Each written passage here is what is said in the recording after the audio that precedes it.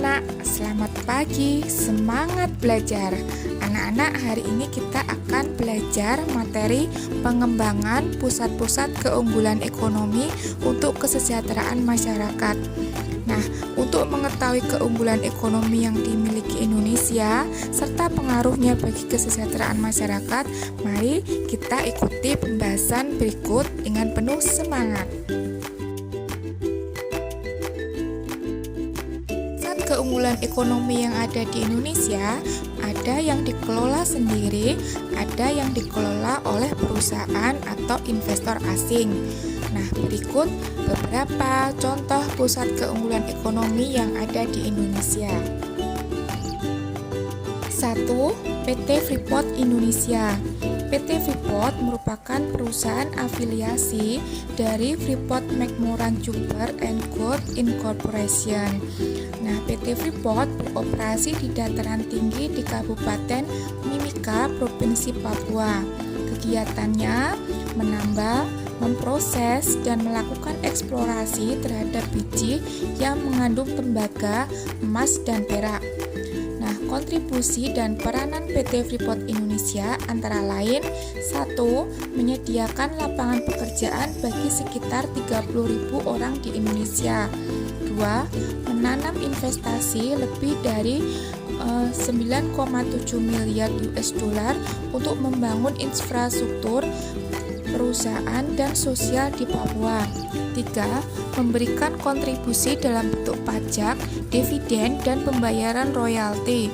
4. Keuntungan finansial langsung ke pemerintah Indonesia dalam kurun waktu 4 tahun terakhir kurang lebih 59%, kemudian sisanya ke perusahaan induk sekitar 41%, dan yang terakhir 5. Membayar pajak 1,7% dari anggaran nasional Indonesia.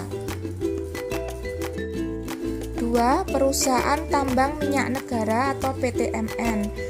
Jauh sebelum Perang Dunia Kedua dan Perang Kemerdekaan, perusahaan-perusahaan minyak asing banyak yang telah membangun kilang minyak di beberapa tempat di Indonesia, seperti di Wonokromo, Pangkalan Brandan, Cepu, Balikpapan, Pelaju, dan juga Sungai Gerong.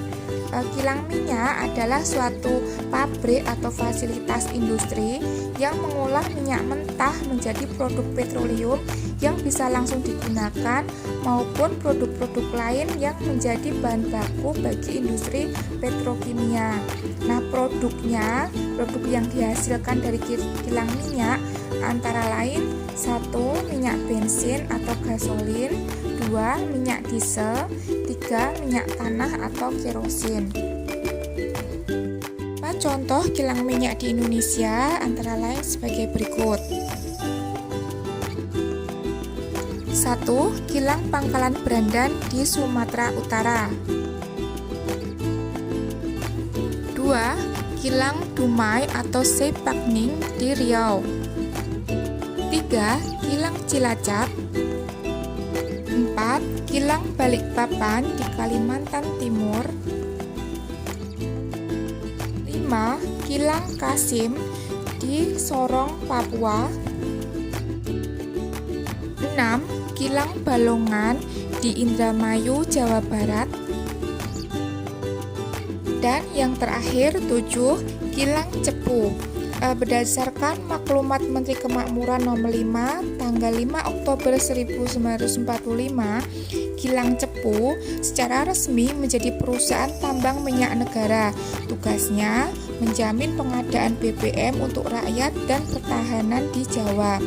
Nah, PTMN Cepu merupakan perusahaan yang dapat membantu pemerintah dalam hal BBM yang banyak sekali manfaatnya, misalnya bagi angkatan perang. Kilang minyak Cepu ditopang 6 lapangan minyak, yaitu Kawenangan, Ngelondo, Ledok, Semanggi, Tapen, dan Tambarjo.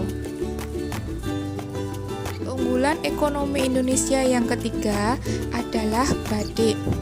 Batik merupakan salah satu hasil ekonomi kreatif yang dikembangkan Indonesia sejak zaman dahulu. Batik adalah kerajinan yang memiliki nilai seni tinggi dan telah menjadi bagian dari budaya Indonesia, berupa kain yang bergambar yang pembuatannya dilakukan secara khusus dengan menuliskan atau menggerakkan malam pada kain. Kemudian pengolahannya diproses dengan teknik tertentu yang memiliki kekhasan batik Indonesia secara teknik, teknologi, serta pengembangan motif dan budaya yang terkait. Batik yang terkenal di Indonesia berasal dari Surakarta, Yogyakarta, dan Pekalongan. Beberapa wilayah di Indonesia menghasilkan kain batik yang mempunyai ciri khas dari masing-masing daerah.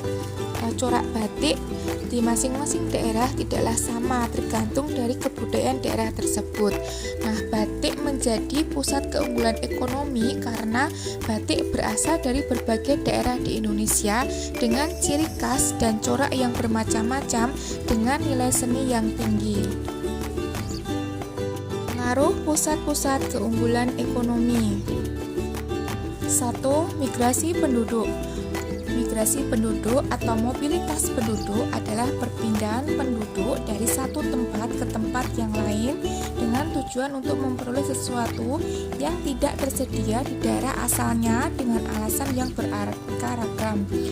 Namun pada umumnya didasari pada faktor atau kebutuhan ekonomi. Misalnya, PT Freeport mempengaruhi kehidupan dan migrasi penduduk Papua.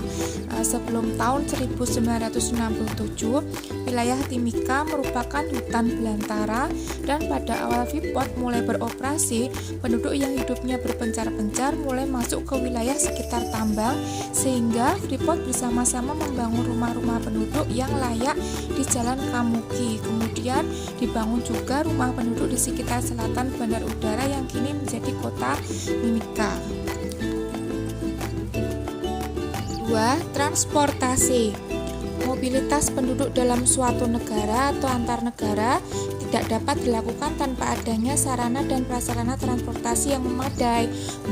Maka untuk mendukung mobilitas penduduk antar negara, pemerintah membangun sarana jalan, bandara, pelabuhan, bahkan menyediakan berbagai sarana transportasi misalnya kapal laut dan pesawat terbang, di mana dengan tersedianya sarana tersebut, maka interaksi sosial, budaya, ekonomi antar penduduk dapat berjalan dengan baik.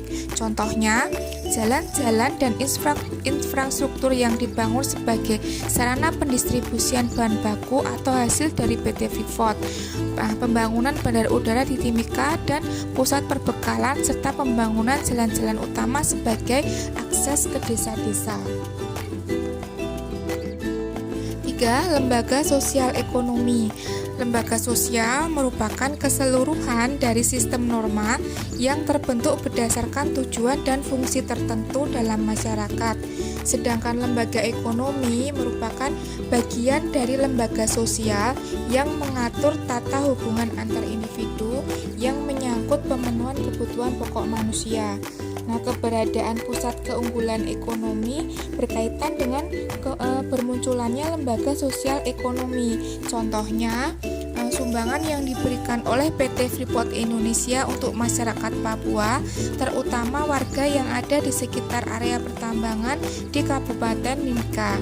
Salah satu sekolah yang mendidik anak-anak asli suku Amume dan Kamoro dari berbagai daerah di pedalaman dibangun oleh Lembaga Pengembangan Masyarakat Amume dan Kamoro atau LPMAK, yaitu sebuah lembaga nirlaba yang mengelola dana kemitraan dari PT Freeport.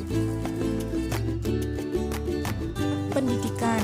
Keunggulan pusat-pusat ekonomi pastinya membutuhkan tenaga-tenaga yang ahli dan terampil. Contohnya, Freeport menetapkan kuota posisi di berbagai departemen untuk lulusan baru dari perguruan tinggi bereputasi baik di dalam maupun luar negeri yang memiliki potensi dan berkualifikasi. Yang terakhir, 5. Pekerjaan. Tumbuhnya pusat-pusat keunggulan ekonomi berdampak pada bertambahnya produksi barang dalam negeri. Kenaikan jumlah produksi berakibat pada bertambahnya kebutuhan tenaga kerja sehingga akan memperluas lapangan pekerjaan. Sebagai contoh, PT Freeport memberikan kesempatan bekerja yang sama kepada seluruh masyarakat Indonesia. Demikian anak-anak materi pada pagi hari ini. Tetap semangat belajar, jaga kesehatan, dan tetap di rumah aja. Terima kasih.